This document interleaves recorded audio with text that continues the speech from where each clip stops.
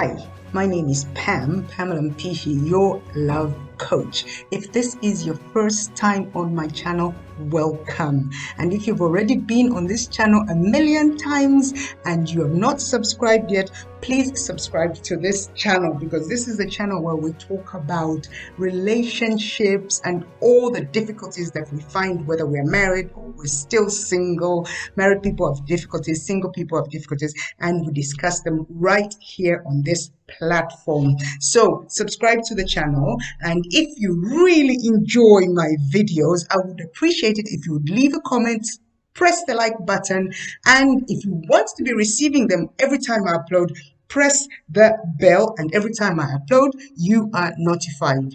Like I said, my name is Pamela Mpishi. Now let's get on with what the topic is. The topic is today, as you all know, what to know, what to discuss before you say I do. It's very important. I'm going to give you 3 points, and at the end of this, I'm going to give you even some juicy bonuses. But you have to stick around until the end of the video to get the bonus, okay? So these are not the only 3 things that you need to discuss. You need to talk at great length with the person you are going to get married to. If you know somebody who's getting married, share this video. If you're already married, listen. Maybe you will pinpoint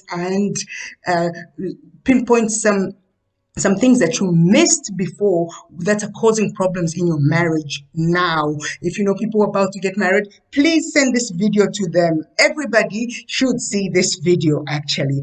First point I want to tell is that you should analyze each other's dreams, each other's passions, each other's vision. Is your dream and her dream, are her passions and your passions compatible with each other? Because if they are not, my dear friend, when the butterflies have finished and all the hormones have stopped coursing in your body, statistics, research actually says that after 2 years, those I love feelings that make you want to hang on the phone and talk to the person the whole day, that makes you so excited and giddy to see that person, after 2 years they are gone, and it's reality that sinks in, and you are stuck with this person for the rest of your life. So you had better make sure that your dreams and this person's dreams are compatible. If this person's dream is to live in America one day, when they reach that point to go to America, and if you are like me, you have absolutely no desire whatsoever to live in America, you're going to be stuck. And if you like them, you love them very much, you're going to want to grant them their heart's desire. You're going to say, okay, you go and live in America, and I'll stay in Africa, or I'll stay in Europe, or I'll stay in Australia. And you're going to have a long distance relationship, and that is hard. So you better make sure that your dreams align your vision with that person. You have the same vision. There is a saying that I recently heard, that a different vision brings division. And I cannot tell you just how true this saying is. Different vision brings division. It's going to pull you into different directions, and a house that is divided cannot stand. Point 1, the dreams. Are your dreams compatible? And number 2, listen to this one. Nobody wants to talk about this issue, whether it's in church or it's before marriage or it's in marriage. Money. You have to discuss the money issue. Did you know that marriage is really, really tested? Most marriages end in divorce because of 2 things. These are the 2 leading causes of divorce: money issues and adultery. Some people call it adultery, infidelity, cheating, whatever. But these 2, money and cheating, are the 2 leading causes. You have to sit down with that person and be realistic. Have a realistic view of your living standards, what your living standards are going to be at the beginning of that marriage. Guess what? I receive all the time messages from people, relatives asking me to give them, to lend them thousands of dollars because their child is going to have a wedding, or themselves, they're going to have a wedding. And I'm like, so why do you want to throw this big party that you can't afford? Yeah, because I want to. I'm like, yeah, good for you. I wanted a wedding too, but I didn't get a wedding. I'm married for 20 years. You know, I used to have really expensive taste. By the time I'd finished booking the cruise boat for my guests and ordering the catering, I didn't even order the dress yet. I realized that I'd gone way over the budget and there was no way I was going to borrow money. So I looked at my husband to me and I said, darling, why don't we just go and register, get some witnesses? And that's exactly what we did. And right after that, we jetted off to Thailand and we stayed in a lush hotel, different lush hotels for 2 weeks. And guess what? We were no more married and no less married than somebody who had splashed out on a huge wedding. It's just going to leave you in debt and you gonna start a marriage. It's not a good thing to start a marriage in debts. You don't need to beg people to pay for this big party for you. Guess what? I'm going to tell you something. People who look at you, who consider you a beggar, will never respect you. As soon as somebody has put you in a box of a beggar, they're never going to respect you. Recently, I received a message from a relative saying it's an emergency, send some money please, emergency. And I really thought they had been in a car accident or something. And I said, so what's the emergency? My wife has given birth. And I'm thinking, come on, it takes 9 months for a baby in a belly. It's not an emergency. It's called not planning. You need to plan. Money is very important to discuss before getting married.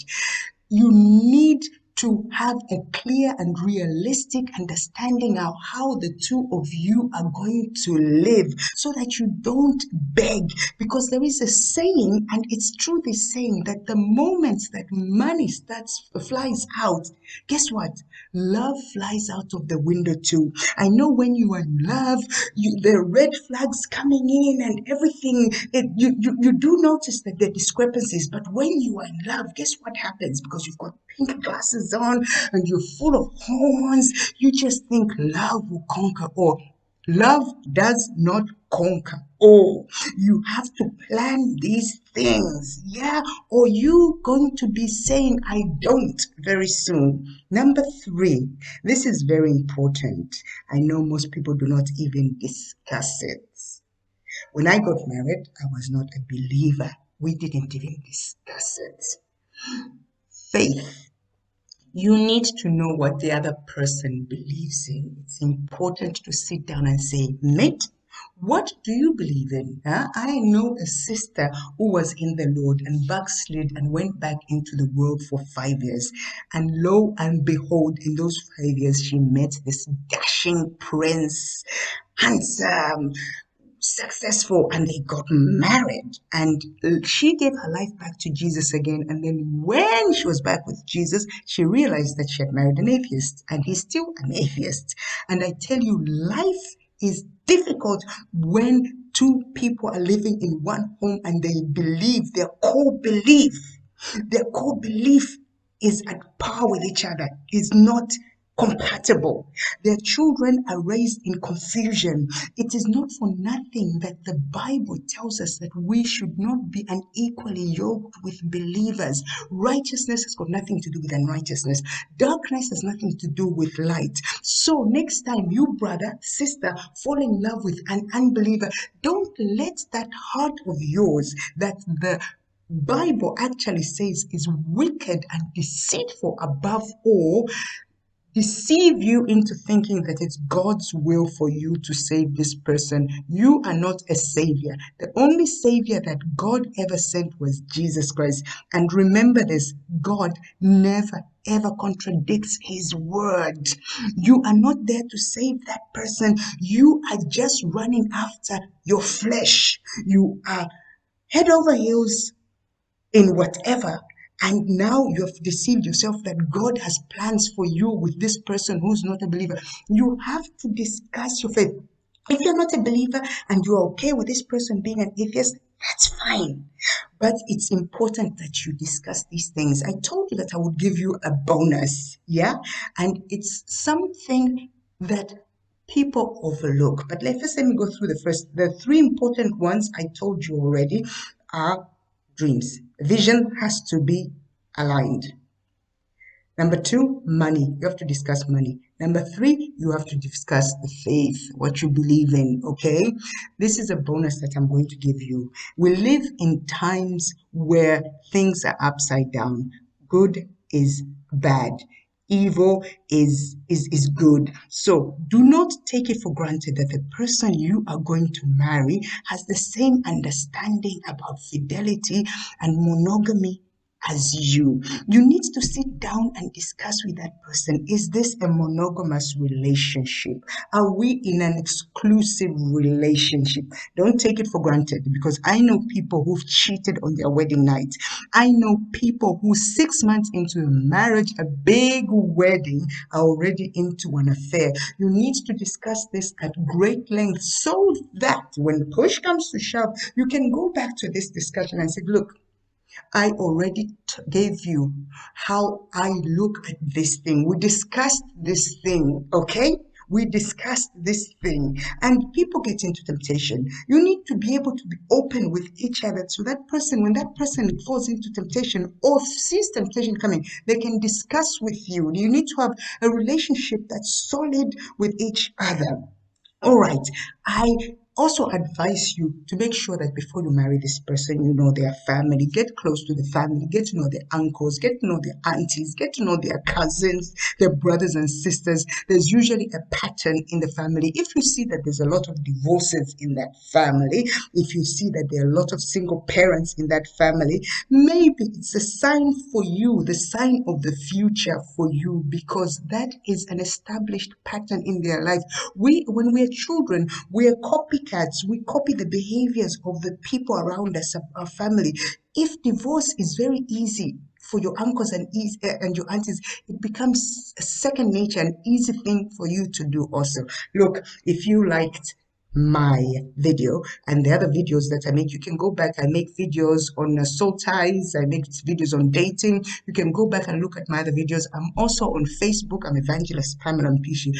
But please, thank you so much for watching. Hit my avatar right down here and subscribe. And after you subscribe, leave me a comment. Don't forget to press the bell so that you're notified every time I post something. Thank you so much for watching. See you in the next video.